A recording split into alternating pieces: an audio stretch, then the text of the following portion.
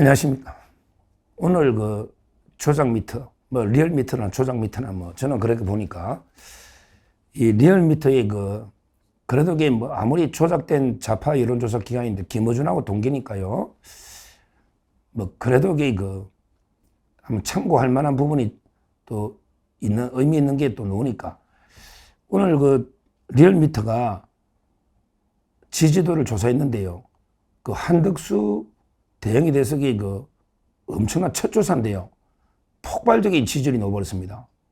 엄청난 지지율이에요. 뭐 이재명이가 48.8 이거는 저는 조작이라고 봅니다. 좌파 조작이라고 저는 봐요. 이재명이가 48.8 이거는 다른 게 조사하고 전혀 안 맞거든요. 그 다음에 김문수 지사가 2등 10.9 김문수 지사 있잖아. 10.9 11% 정도. 김문수 지사가 근데 상대적으로 좀 떨어졌어요. 한 4, 5%가 하락했습니다. 저번 주보다. 그만큼 이게 누가 가져갔냐.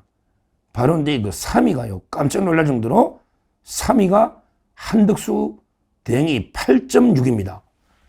와, 첫 조사입니다. 얼마 전에 갤럽에서 첫 조사에 2%가 나오죠. 그건 주관식이고.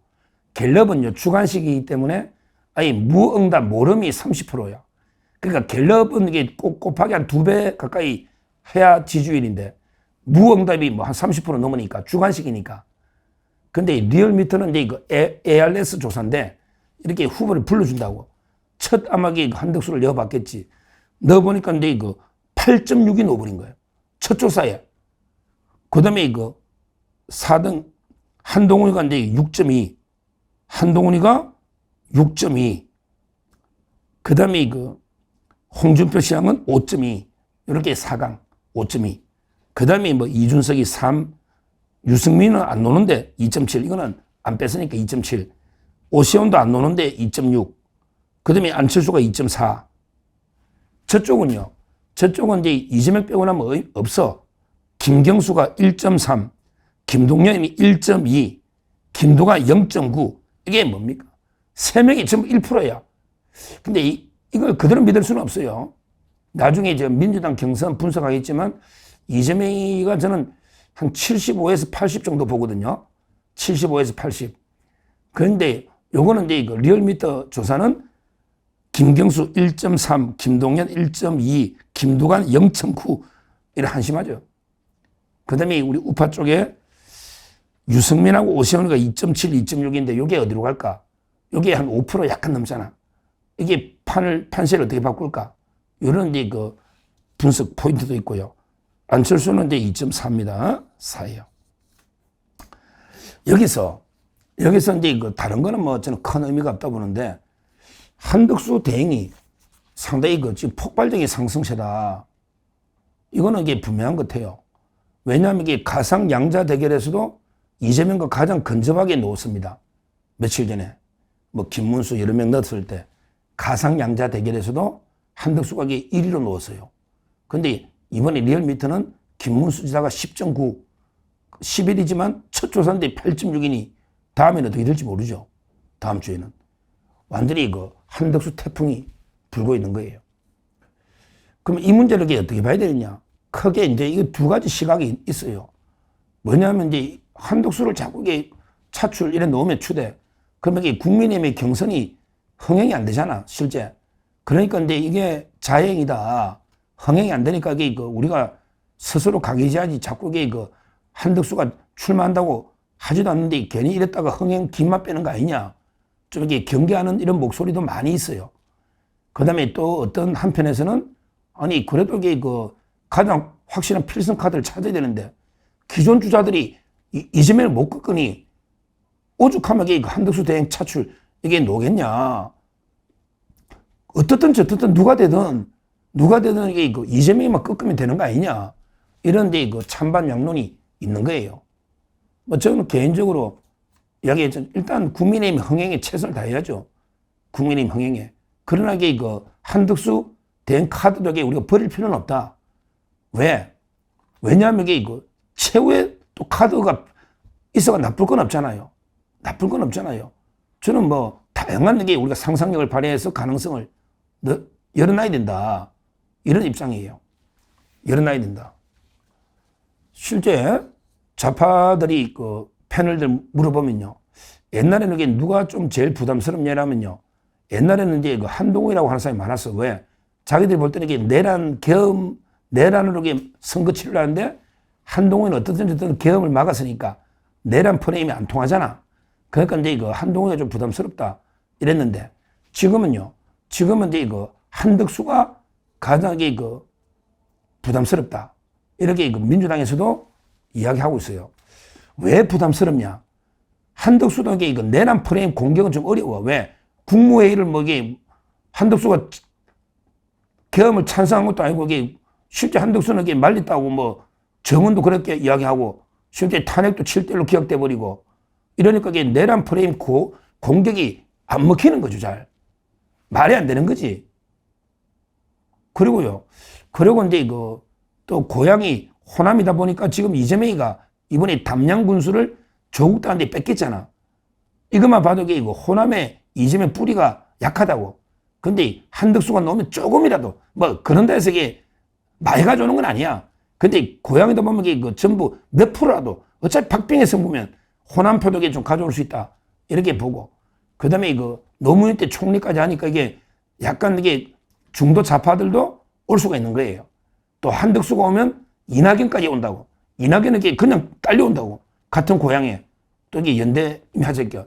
그러니까 이제 그 우리 보수층에서는 야, 그래도 보수층은 또 보면 야, 이재명이는 무조건 잡아야 됩니다. 이재명이라는 게 시대 사회권 범죄자는 잡아야 되잖아.